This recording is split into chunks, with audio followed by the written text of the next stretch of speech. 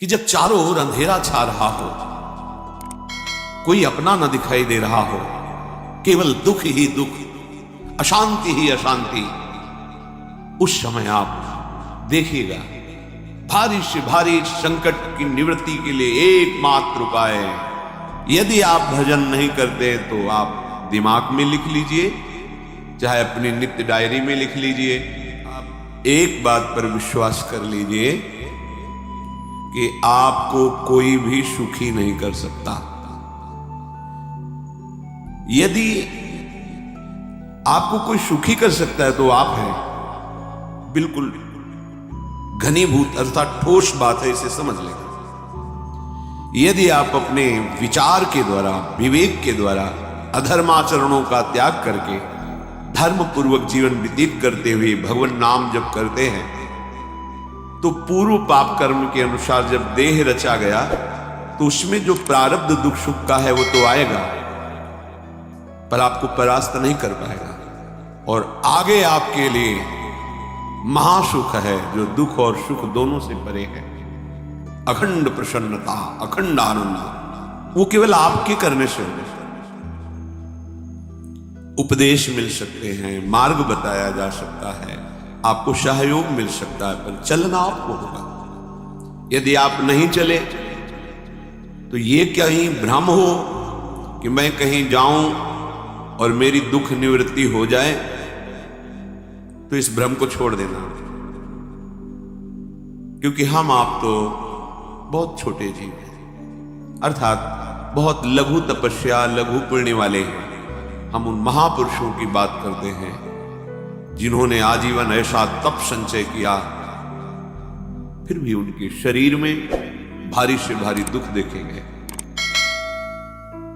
ये दुख और सुख एक भ्रमात्मक इंद्रजाल है माया का, न दुख है न सुख है। जैसे जो सपने सिर काटे कोई, बिन जागे दुख दूर न होई, ऐसे स्वप्न में तुम चक्रवर्ती सम्राट बन जाओ तो जगने पर तुम थोड़ी रहोगे, तुम जो हो वही हो। हम भगवान के चिदानंद अंश हैं। ये भूलकर हम अपने कोई स्त्री पुरुष, अच्छा बुरा, धनी निर्धन, दुखी सुखी आदि बहुत सा प्रपंच है, इसे हम अपने दिमाग में बैठा लिया। जब तक आप ये प्रपंच नहीं छोड़ोगे तब तक आपको सुखी कोई कर ही नहीं सकता, क्योंकि दुखालयम नाशवान संसार का तो तुमने अस्तित्व रखा है। अगर ये किसी के दूर करने से होता तो स्वयं जगत गुरु परब्रह्म परमात्म तत्व भगवान श्री कृष्ण सामने हैं और अर्जुन को कह रहे हैं, मात्रा स्पर्शास्तु कौन्तेय शीतोष्ण सुख दुखदा आगमा पायनो अनित्यास्तास्तितिक्षस्व भारत। हे भारत, हे अर्जुन, ये आने जाने वाले अनुकूलता प्रतिकूलता, गर्मी शीतलता, अर्थात काम क्रोध लोभ मोह मद मत्सर अपमान निंदा, ये सब ताप पहुंचाते हैं। अनुकूलता सम्मान यश कीर्ति धन वैभव, मानी हुई मान्यता, ये सब शीतलता पहुंचाते हैं। ये उष्णता और शीतलता, अनुकूलता और प्रतिकूलता आने जाने वाले हैं। भगवान ये नहीं कह रहे मैं मिटा दूंगा, कह रहे तास तितिक्षस्व भारत। हे अर्जुन, ये तुम्हें सहना होगा। यदि तुम इसे सह गए तो तुम्हारे हृदय में ऐसी स्थिति प्रकट हो जाएगी कि फिर ये स्पर्श भी नहीं कर पाएंगे। सहने से तुम्हारी भक्ति बढ़ेगी, तुम्हारा चिंतन बढ़ेगा, तुम्हारा स्मरण बढ़ेगा। सत्य वस्तु के लिए, सत्य तत्व के लिए तुम सुखी हो जाओ। बिल्कुल खुली बात। आडंबर नाटक पाखंड इसकी जरूरत नहीं। प्राकृतिक भोगों में सुख बुद्धि, देहाभिमान, विद्या रूप महत्वकुल धन यौवन अभिमान, यही तुम्हारे दुख का मूल है और ये कोई दूसरा नहीं हटा सकता। ये तुम्हें अपने विवेक सत्संग से प्राप्त हुए विवेक के द्वारा, शास्त्र स्वाध्याय से प्राप्त हुए विवेक के द्वारा इसे तुम्हें त्यागना है। दुख तुम पकड़े हो तो छोड़ा कौन सकता है? छुड़ाना तो आपको ही पड़ेगा। अगर कोई वादा करता है कि मैं आपको दुख रहित कर दूंगा मुझे आज तक समझ में नहीं आया। दुख रहित होने का जो उपाय है वो गुरुजन, महापुरुष, संत जन बताते हैं कि जब चारों ओर अंधेरा छा रहा हो, कोई अपना न दिखाई दे रहा हो, केवल दुख ही दुख, अशांति ही अशांति, उस समय आप देखिएगा कोई एक है जो आपको बहुत प्यार कर रहा है। वो हमारे प्रभु है। आप जिनकी तरफ पीठ किए हो और जहां दुख है उधर मुख किए हो, वापस घूमो, सन्मुख होइएगा। सन्मुख होए जीव मोहि जबहि, जन्म कोटि अघनाशों तबहि। करोड़ों जन्मों के पाप नष्ट कर देते हैं भगवान। जहां प्रभु की तरफ हुए तो पता चला बहुत जन्मों से बिछुड़ा था, वो मेरे स्वामी मिल गए। भारी से भारी संकट की निवृत्ति के लिए एकमात्र उपाय भगवान श्री हरि का आश्रय, उनके नाम का जप। सत्य मान लीजिए, आडंबर से कुछ नहीं होना। चाहे जितने जंतुर बांध लो, चाहे जितना जो कुछ जादू टोना जो मनावे सो कर लो, बारी मथे घृत होए बरु शिकताते बरु तेल, बिनु हरि भजन न भवतरी यह सिद्धांत अपेल। विनिश्चितम बदामिते नान्यथा वचांस में हरि भजन। अटल बात है, यदि भजन नहीं करोगे तो तुम्हें कोई सुखी नहीं कर सकता। तात्कालिक आपको ऐसा लग सकता है मेरा काम बन गया, नहीं, वो तत्कालिक है। हमारा काम बनना तो तब होगा जब हमारा आवागमन मिट जाए, सदा सदा के लिए मुझे ऐसी वस्तु प्राप्त हो जाए कि जहां चाह ही खत्म हो गई, जहां दुख ही खत्म हो गया। वो हमारा स्वरूप है, वो हमारे आराध्य देव है। प्रार्थना मान लीजिए, भटकाव से बचिए। ये कलिकाल मलायतन मन कर देख विचार, श्री रघुनाथ नाम बिन नाहिन आन आधार। महापुरुषों ने स्पष्ट, ये मलायतन मल का आगार है। मल माने कामना, नाना प्रकार की वासना, भ्रष्ट आचरण, छल कपट, दंभ पाखंड, बोलबाला, इसका एकमात्र श्री भगवान का नाम आधार है। जो चाहत है नित्य सुख अर्म मन को विश्राम, हित ध्रुव हित सो भजत रो पल पल, श्यामा श्याम श्यामा श्याम श्यामा श्याम। यदि सच्चिदानंद शाश्वत सुख चाहते हो, जहां से कभी हटना न पड़े, केवल सुख ही सुख है, आनंद ही आनंद है, और मन का विश्राम चाहते हो कि भाग दौड़ मन की मिट जाए, तो बस प्रेम से बोलते हो श्यामा श्याम श्यामा श्याम, राधे श्याम, राधा राधा राधा वल्लभ। ये बड़ी शोध करके महापुरुषों ने बात कही है। यदि आप भजन नहीं करते तो आप दिमाग में लिख लीजिए, चाहे अपनी नित्य डायरी में लिख लीजिए, जो आप दिनचर्या लिखते हैं। आपको कहीं भी कभी भी कोई भी सुखी नहीं कर सकता। गांठ बांधने, भटकने की जरूरत नहीं है। और यदि नाम जप करने लगे, धर्माचरण करने लगे, तो तुम आशीर्वाद देने वाले बन जाओगे। सातरति सातरति सा लोकांतारयति। ध्यान दीजिए, वो तर जाता है, वह तर जाता है, वो लोगों को तार देता है। जब पृथ्वी में भयंकर पापाचरण की वृद्धि हुई, असुरों के द्वारा प्रेरित होकर के जहां भी धर्माचरण, नाम कीर्तन, यज्ञ, हवन, होम, ऋषि मुनि विध्वंस कर, क्या हो गया? कोई दूसरा दिखाई दिया? नहीं, किसी की सामर्थ्य नहीं थी। सब मिलकर के ब्रह्मा जी के पास गए, जो ईश्वर कोटि के महापुरुष, सबने ब्रह्मा जी से प्रार्थना की। ब्रह्मा जी ने कहा, हम भी जिनके सेवक हैं, वही प्रभु अब हमारे दुख का निवारण कर सकते हैं। सोचो, आप किसी और से दुख निवृत्त कराना चाहते हैं? जिसने सृष्टि बनाई है, भगवान ब्रह्मा जी भी कह रहे, मैं जिनके सेवक हूं, वही प्रभु हमारे और आप सबके दुखों का निवारण कर। तो आपको समझ में नहीं आ रहा कि एकमात्र भगवान श्री हरि ही हमारे दुख का निवारण कर सकते हैं। हमें कहीं भागने दौड़ने की जरूरत नहीं है। साधु समागम इसलिए किया जाता है कि हृदय पवित्र हो जाए, पवित्र हृदय की पहचान बुद्धि में विवेक का प्रादुर्भाव हो जाए और विवेक से मोह का नाश करके हम निरंतर प्रभु के प्रेम में डूबे, भजन में डूबे।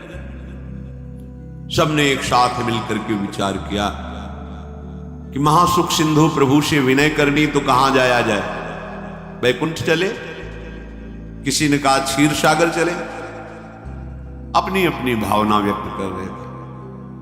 तेहि समाज गिरजा में रहूं, अवसर पाई वचन एक कहूं, हरि व्यापक सर्वत्र समाना, प्रेम ते प्रगट होई मैं जाना।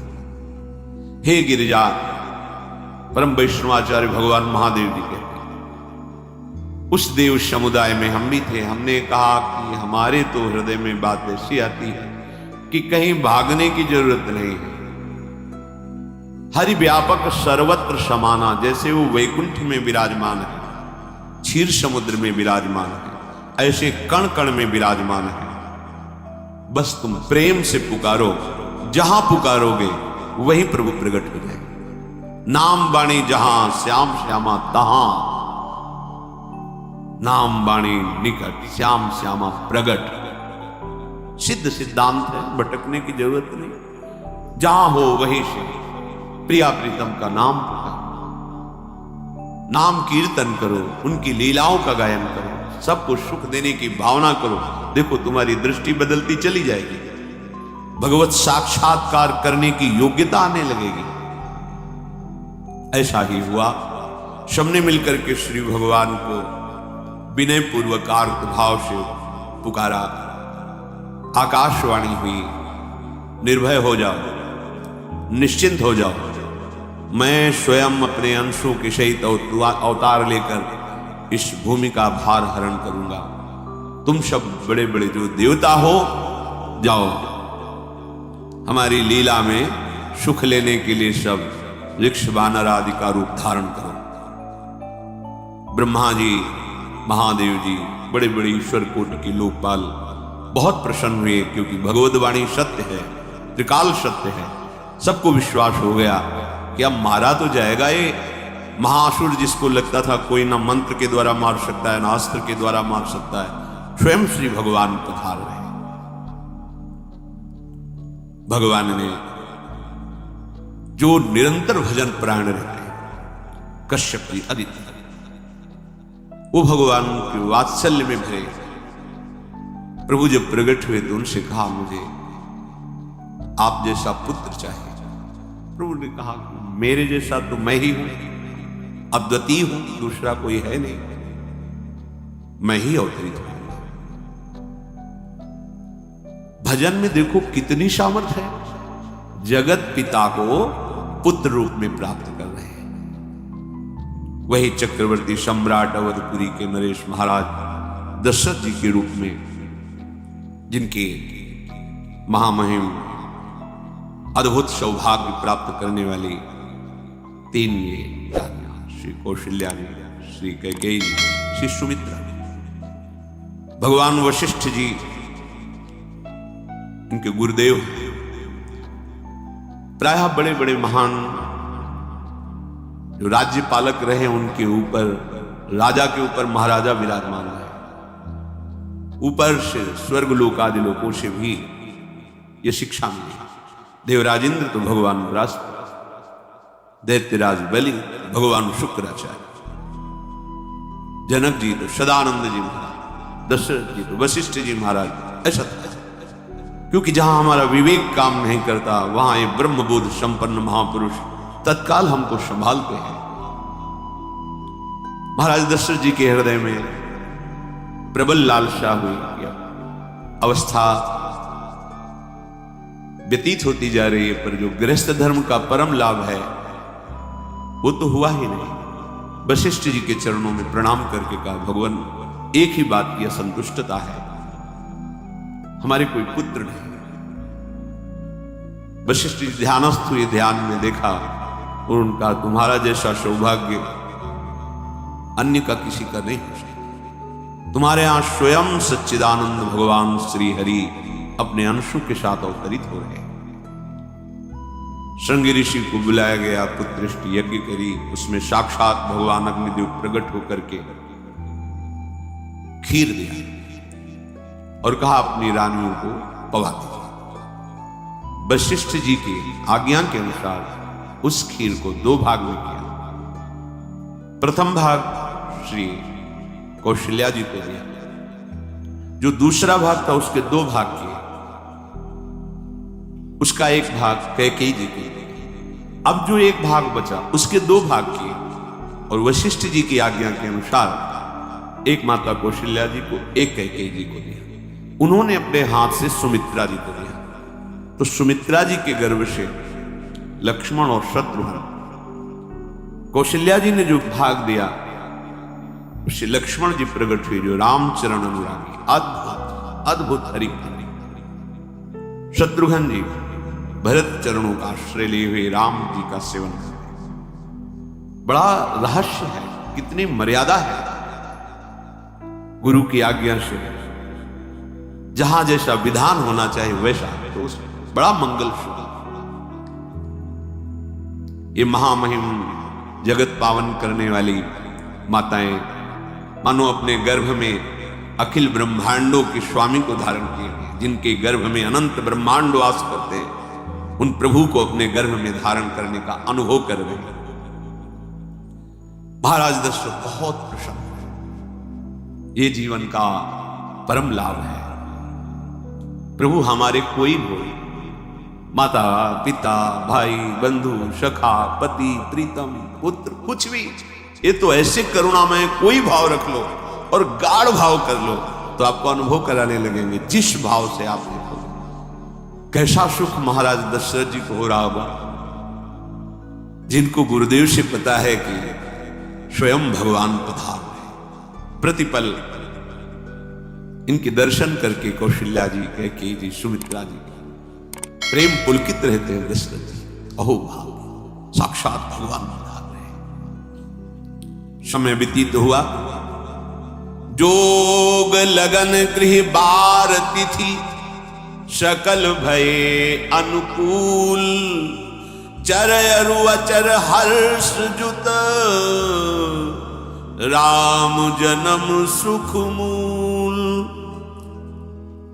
ठीक योग लगन ग्रह वार तिथि सब अनुकूल हो गई। कब? जिसके हृदय में प्रभु का प्रकाश हो जाता है। जो प्रभु के भजन में रहता है तो योग लगन ग्रह वार तिथि नक्षत्र सब अनुकूल हो जाते हैं। जो पे कृष्ण चरण मन अर्पित, तो करिए का नवग्रह, सब ग्रह नक्षत्र वार तिथि, ये जितने भी विघ्न कारक या शुभ कारक है, ये सब शासन में रहते हैं जिसके हृदय में भगवान नाम चल। जिते विनायक शुभ अशुभ, ये विघ्न करे नहीं कोई, क्योंकि भगवान का नाम चल रहा है, हृदय में भगवान प्रकाशित हो गए, परमानंद अनुभव होता है। ऐसे भगवान जगत में प्रकट हो रहे। ये तो कभी कभी अवतार होता है, पर ये अवतार होता ही रहता है। भगत के हृदय रूपी महल में अवतार होता है। जो निरंतर भगवत चिंतन परायण, अपने अहम को भगवान के चरणों में समर्पित किया तो भय प्रकट कृपाला, यही हृदय में प्रकाशित हो जाता है। हृदय में ही दिव्य वृंदावन प्रिया प्रीतम दिव्य लीला। चैत्र का महीना, नवमी तिथि, शुक्ल पक्ष, अभिजीत मुहूर्त, ठीक दोपहर का समय 12 बजे। सब लोगों को परमानंद प्रदान करने वाले प्रभु पधारे। शीतल मंद सुगंधित वायु बह रही है, देवताओं की दुंदुभियां बज रही, पुष्पों की वर्षा हो रही, बड़े बड़े ऋषि मुनि नृत्य कर उठे। जैसे साधना को फल मिलता है, हृदय आनंद में। आज समस्त साधनाओं के फल स्वयं मंगल मूर्ति प्रभु पधार गए। सब महात्माओं का, संतों का हृदय अलौकिक आनंद से भरा हुआ है। पृथ्वी जितनी दिव्यता है सब प्रकाशित कर दी। रस भरे फल, औषधियां, दिव्य मणियां, रत्न जो छुपाए हुए अपने गर्भ में थी, प्रभु आ रहे, सब प्रकाशित कर दी। जलधाराएं जो सूखी हुई थी वो भी।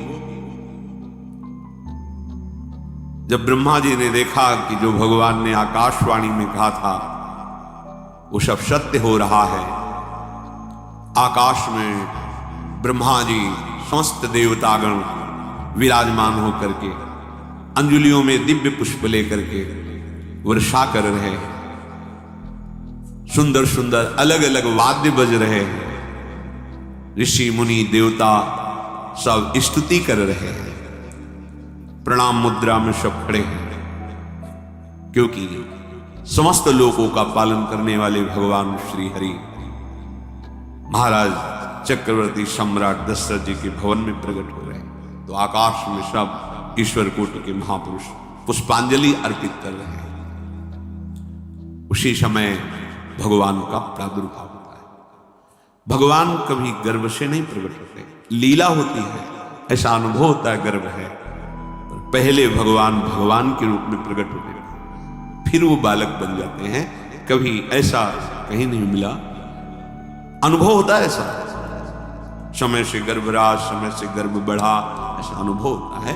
पर भगवान प्रकट होते हैं, इसीलिए भय प्रगट कृपाला दीन दयाला कौशल्या हितकारी हर्षित महतारी मुनि मनहारी अद्भुत रूप विचारी लोचन अभिरामा तनु घन श्यामा निज आयुध भुज चारी भूषण बनमाला नयन विशाला शोभा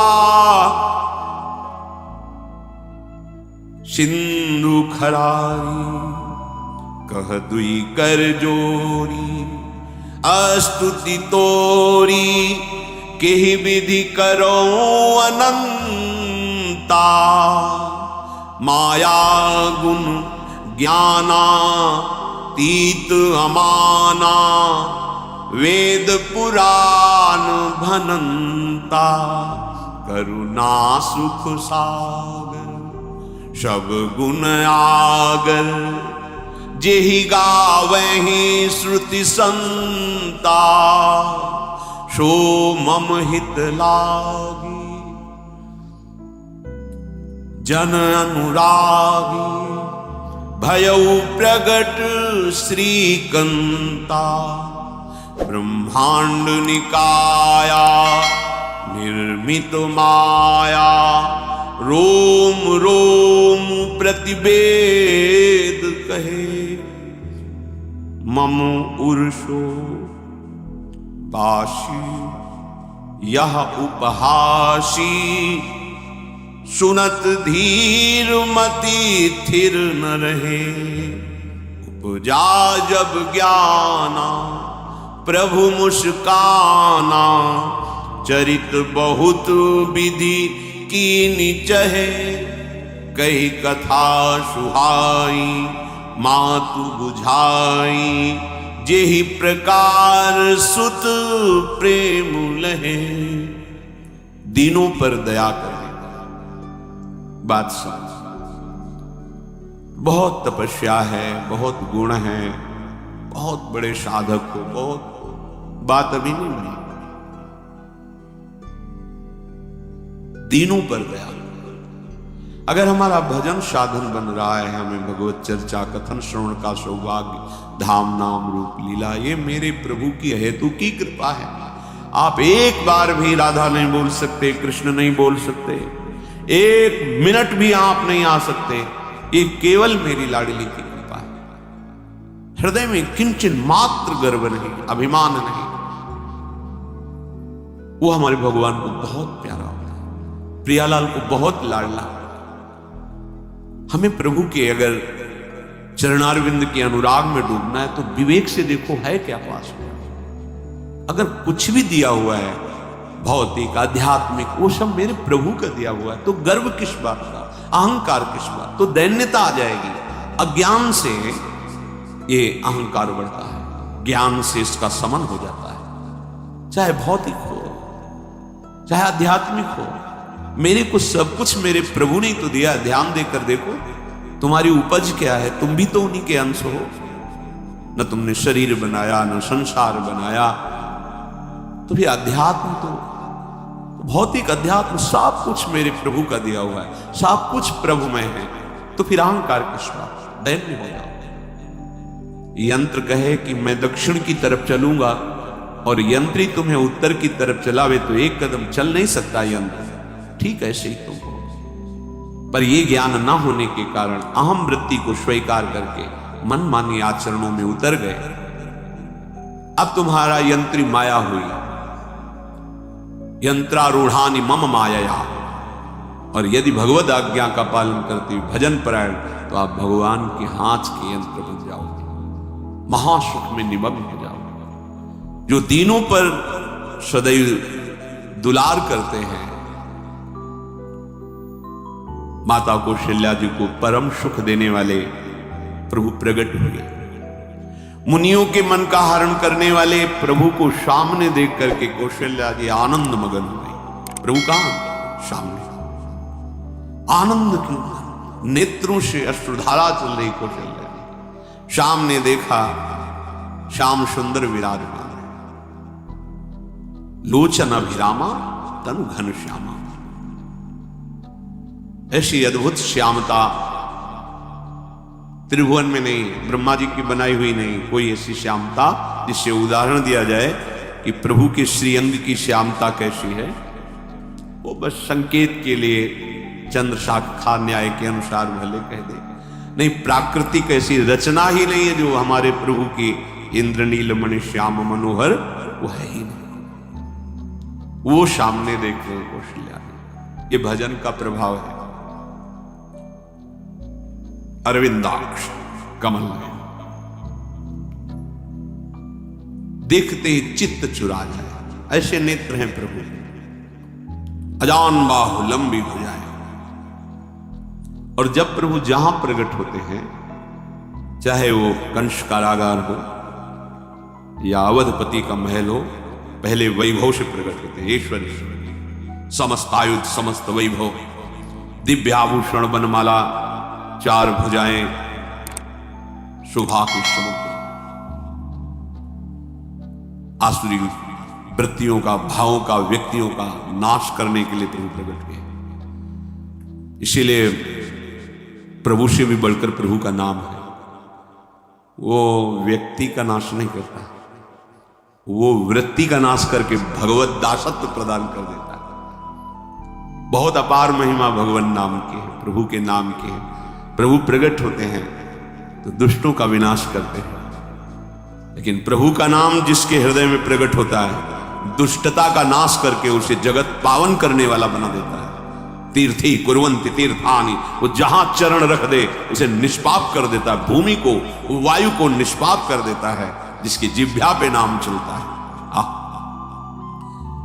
मैया ने देखा, कौशल्या जी ने, जगत के स्वामी सामने विराजमान, दोनों हाथ जुड़ गए। हे अनंत, मैं कैसे आपकी स्तुति करूं?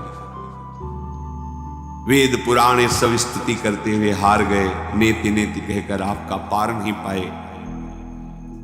माया से, गुणों से, ज्ञान से भी आप परे हैं, असीम हैं, अनंत हैं।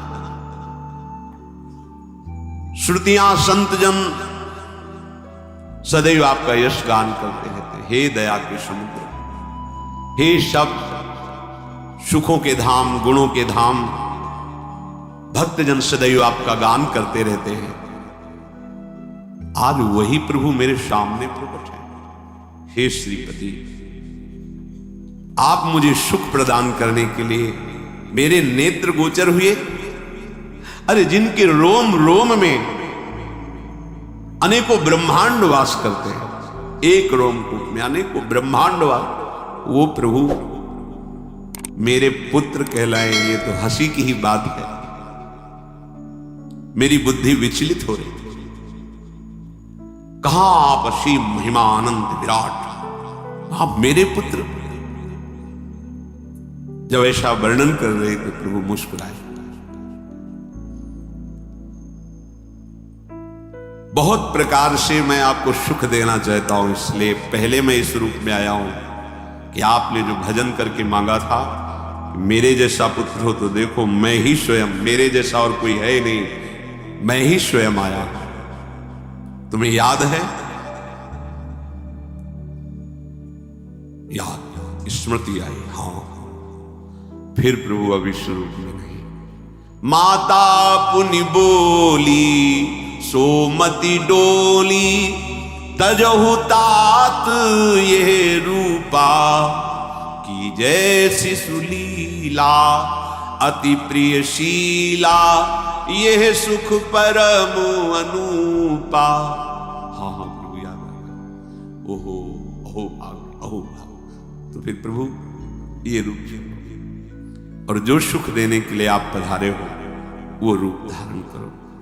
प्रभु जब आप हमारे पुत्र बनने के लिए आए हो तो फिर शिशु रूप धारण करो। जो ही माता कौशल्या जी ने ऐसे वचन उच्चारे तो सुनी बचन सुजाना, रोदन ठाना, होई बालक सुर भूपा, यह चरित जिगावहि, हरि पद पावहि, तेन परहि भवकूपा।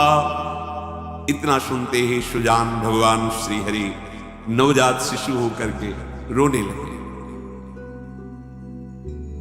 जो इस पावन चरित्र का गान या श्रवण करता है वो कभी दोबारा इस संसार में जन्म नहीं लेता है। भगवान के कैसे महामहिम चरित्र देखो, अभी भगवान प्रकट हो रहे हैं और उसका फल बता रहे कि जो भगवान की इस पावन लीला का गायन या श्रवण करेगा, दूसरे साधन बने न बने, निश्चित वो भगवत प्राप्त हो जाएगा। इसका फल ही है ये चरित जिगावहि, हरिपद पावहि, तेन परहि भवकूपा। ब्रह्म ऋषियों के लिए, गौ देवता संत भक्तों के लिए स्वयं भगवान लीला सुख प्रदान करने के लिए अवतरित हुए हैं। सतोगुण रजोगुण तमोगुण से अतीत भगवान का चिदानंदमय देह है, मनुष्य रूप में ही प्रकट हो रहे हैं। पर ये मायाकृत नहीं, ब्रह्मा की सृष्टि का नहीं है। चिदानंद सच्चिदानंद रूपाय, ऐसे ही चिदानंदमय देह तुम्हारी, विगत विकार जान अधिकारी। निज इच्छा निर्मित तनु है, कर्म बंधन से नहीं, प्रकृति के अधीन नहीं, प्रकृति को अधीन करके स्वयं की इच्छा से आत्मस्वरूप सच्चिदानंद भगवान का विग्रह है। अब शिशु का रोदन सुन करके जैसे समुद्र में ज्वार भाटा जाता, ऐसे महाराज दशरथ जी के भवन में सुख सिंधु की बाढ़ आ गई।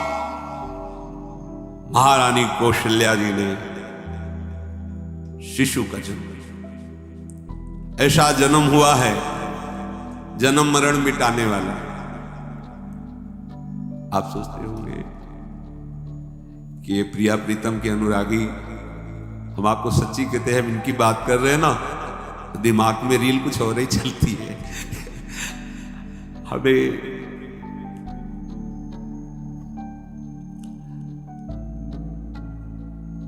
आनंद की उमगन मेरे प्रभु।